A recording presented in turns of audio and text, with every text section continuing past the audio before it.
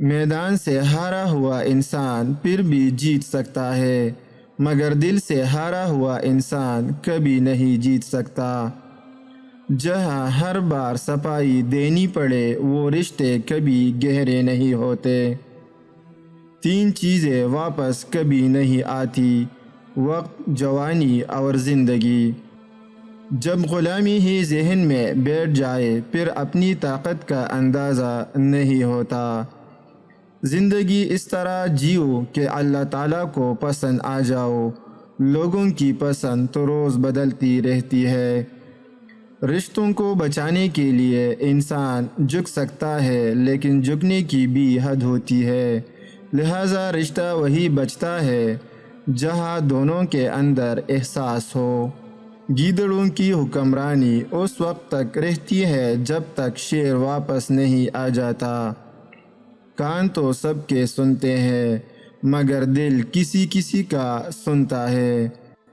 منزل پانا تو دور کی بات ہے، غرور کے اندر رہو گے تو راستے بھی نہیں دیکھ پاؤ گے۔ سچ کی بڑی مصیبت یہ ہے کہ سچا انسان اکیلا رہ جاتا ہے۔ عورت ایک بہت بڑی طاقت ہے، اتنی بڑی کہ وہ مرد پیدا کرتی ہے۔ شریف لوگ ہمیشہ دھوکہ کھاتے ہیں کیونکہ وہ غلط لوگوں پر بھروسہ کر بیٹھتے ہیں۔ مخلص دوستوں کو اس طرح تلاش کرو جس طرح مریض شفا کو تلاش کرتا ہے۔ دولت صحیح کی غلام رہتی ہے اور کنجوس کی آقا بن جاتی ہے۔ پرسکون انسان وہ ہے جس کو زیادہ یا کم کی فکر نہیں ہے۔